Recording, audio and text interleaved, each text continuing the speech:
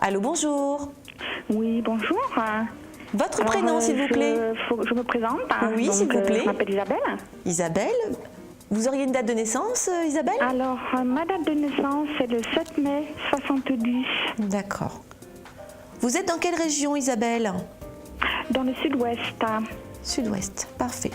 Allez, je vous écoute. Votre question? Alors, ce serait pour l'évolution de ma vie sentimentale avec la personne avec qui je suis actuellement, en fait. Oui, il me faudrait son prénom et sa date de naissance, tout pareil. Alors, son prénom, Christophe. D'accord. Et sa date de naissance, le 6 mars 1963. Parfait. Bon, alors moi, la première chose qu'on me donne, c'est vraiment quelqu'un qui, parfois, joue un petit peu avec vos nerfs. On va dire ça comme ça. Tout à fait. Hein, c'est quelqu'un un pas en avant, un pas en arrière, un pas en avant, un pas en arrière. Tout à fait. Et vous fait tourner un petit peu en bourrique, comme on dit. Ça, je ne peux pas dire le contraire.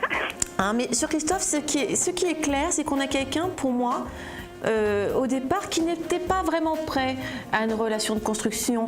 On a quelqu'un vraiment de très amoureux de vous, mais d'un petit peu maladroit. Hein. On a un Christophe très maladroit. Hein. C'est pour ça que parfois... Très maladroit, parce que quand vous dites un petit peu, vous êtes gentille. Oui, mais je suis très gentille. Je suis un peu maladroit. Hein, je voulais pas dire non plus le pauvre. Oui, non, mais je comprends bien, il n'y a pas de souci. Donc c'est quelqu'un pour moi qui est très maladroit. Mais quand même, on a quand même un Christophe pour moi qui fait des efforts. Enfin, du moins qui essaye de faire des efforts. Alors je dirais que par rapport aux efforts que vous attendez de lui, hein, je dirais que vous, dans votre optique des choses, vous attendez qu'il fasse juste un pas.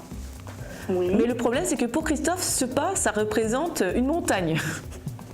Oui. Parce que c'est quelqu'un qui n'avait, avant vous, pas spécialement l'habitude de faire des efforts dans une relation sentimentale. Hein, donc c'est pour ça, d'une certaine façon, c'est comme s'il était tout nouveau, tout beau, tout neuf. Parce qu'il n'a pas l'habitude, du moins avant vous, il n'avait pas l'habitude des véritables relations sentimentales, ou du moins c'est comme s'il n'avait pas une vraie habitude du couple. Hein. Donc moi je dirais que c'est comme quelqu'un qui vous aime beaucoup, qui essaye de faire des efforts tant bien que mal, même s'il est super maladroit, pour ne pas dire très maladroit.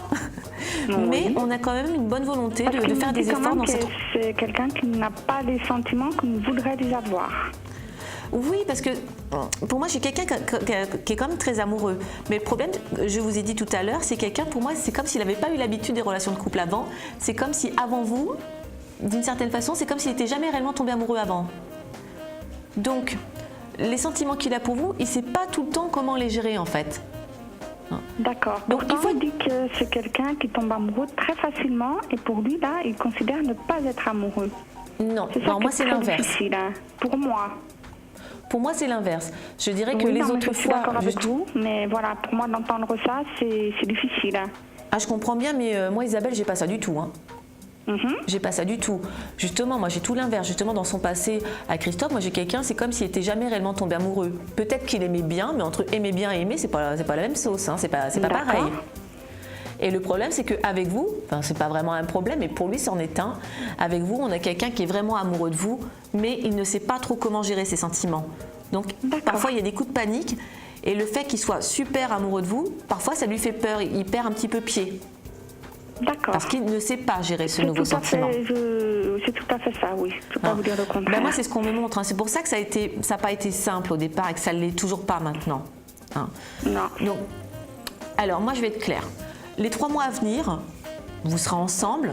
Il y aura quelques efforts encore de fait, mais on ne sera pas dans une relation complètement, je dirais, complètement stable d'une certaine façon.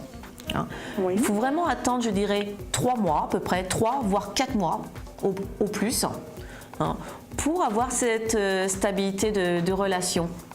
Hein. Pour l'instant, dites-vous que Christophe, c'est comme s'il mettait un pied sur un rail et l'autre pied sur l'autre rail et puis qu'il essaie d'avoir l'équilibre. Pour l'instant, il en est là. D'accord. Hein, donc, dans 3-4 mois, il sera comme ça, il aura complètement l'équilibre, ça sera parfait. Et là, vous serez à même de vivre une relation beaucoup plus épanouissante pour vous deux. Hein. Donc, il faut pas laisser tomber, même si c'est fatigant. Même si des fois, il vous fait péter un boulon. Laissez passer les 3 mois et après, tout ira mieux. D'accord. Voilà. D'accord. Bon, écoutez, ce que vous m'avez dit en tous les cas, ça correspond tout à fait. Il n'y a pas de souci par rapport à ce que je vis actuellement.